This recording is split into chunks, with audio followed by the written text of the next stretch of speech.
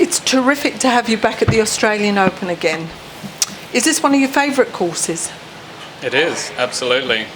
I've really enjoyed the Australian Golf Club, certainly since they did those major renovations 6 years ago or so. I think it's been brilliant, and it's obviously been a very strong venue to host this tournament. There's been some great events here. It's always in as good a condition as any course in the country, I believe, and it is again this week, so it's all sitting right there for good golf to be played. I believe after you leave here you're going up to the clubhouse and they're going to make you an honorary member. That's right. Very, very nice of them to do that.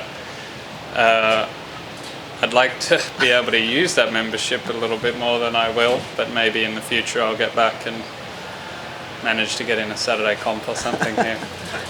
How's your golf game looking at the moment? Generally, it's been very good this year. I haven't played for a few weeks since the HSBC in China, where I played quite well, except for the third round, but we're always looking for that little something, and I feel very comfortable that my game's in good shape. I really hope to get out there tomorrow and kind of find my rhythm early. It's very helpful here if you're striking it nicely. It takes a little pressure off because scrambling can get tough around here. You're going to have to do a little bit of it, but I don't want to do too much. Okay, questions please. First question. Thank you. Double barrel one from me, Adam. One you won't mind, one you probably won't be too keen to talk about. What would it mean to win a second Australian Open? You feel like the sort of player who should have more than one Stonehaven Cup on their resume. And the second one, have you been following anything with the Saudi Arabia issue, the players going there? Do you have any thoughts about that? Have you ever been asked to play there? And do you have any stance on that? As far as, yeah, I wish I had more than one Australian Open. And I was speaking to somebody the other day, and although I've played very well generally in the 10 years since winning the Australian Open, I mean, it was a pivotal point in my career. I think it was really a huge moment.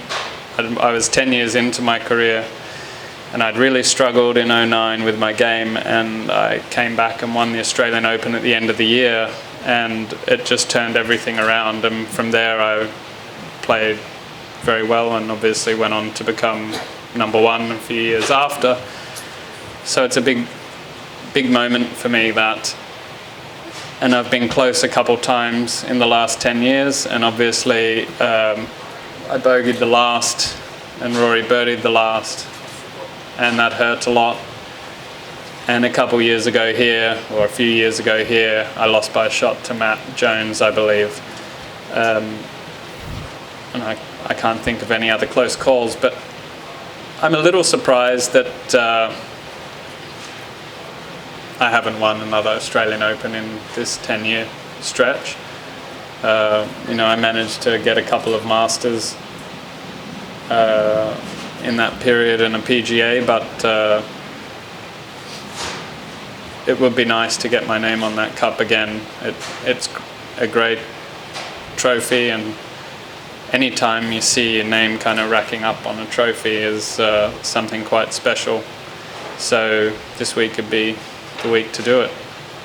As far as the Saudi thing, I don't know what's going on. Obviously, there was talk of it last year, but I don't know what's happened now. Next question. In front of you. In front of you. Adam, you're a proud Aussie and big ambassador for Australian golf. How difficult was it for you to miss the last couple of Australian Opens? It wasn't exactly what I had in mind. However, at certain points, there's a time where I think last year I just had to take a break. I'd pushed myself pretty hard to kind of get my game back in shape, and it had been a grind, and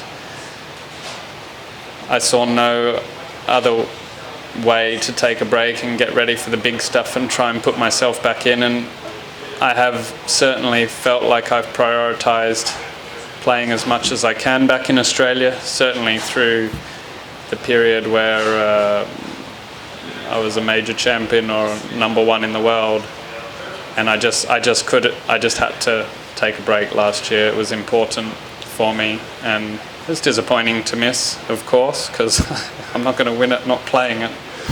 But I knew I'd come back and play an Australian Open. It was just kind of the timing. I mean, when you have a long career, priorities change at different points, and I have to I try and juggle and balance so many more things, I think, today than I did even 5 years ago. So a lot's changed for me, and I feel like I give a lot of my energies away, and my family misses out a lot on that. So sometimes I have to do that. But hopefully, the better I play, the easier it is for me to prioritise, playing in Australia. So that's my goal moving forward: stay on top of my game and not have, the battles of trying to get your world ranking in the right place and playing extra events and all that kind of stuff that I had to deal with, in 17 and 18, really. Any more questions, ladies and gentlemen? President's Cup, there's a great quote, you saying you'd love to stick it to Tiger. What do you make of him as a competitor, and what kind of challenge would that be? Well, he's the ultimate competitor. There's no way he's not doing everything possible coming down here as a captain and a player to win this event. There's no way he wants to be the captain to a losing US team. So it's going to be very, very difficult, but we have to believe we can beat him, because I believe we can win next week. So it'd be great to stick it to Tiger and the entire American team. I'm expecting it to be an incredible week next week, and part of this week is kind of preparing myself mentally and physically for what's coming next week. I mean, it's a tall ask to beat any American team. They're very strong. Last question, please. Scotty, how would you rate your domestic career, and how fulfilled or unfulfilled is it? And how much more do you want to achieve in Australia?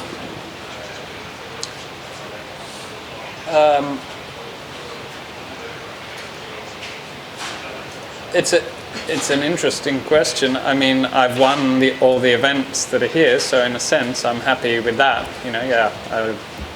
The greedy side of me wants to win them all every time, which doesn't just happen.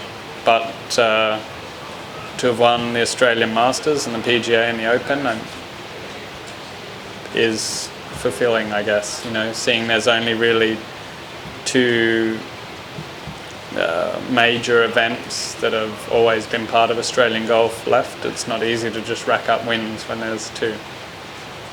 Okay, thank you, ladies and gentlemen. Please all keep seated. We're going to leave first. Hold your seats. Next interview coming in. Thank you. Thank you.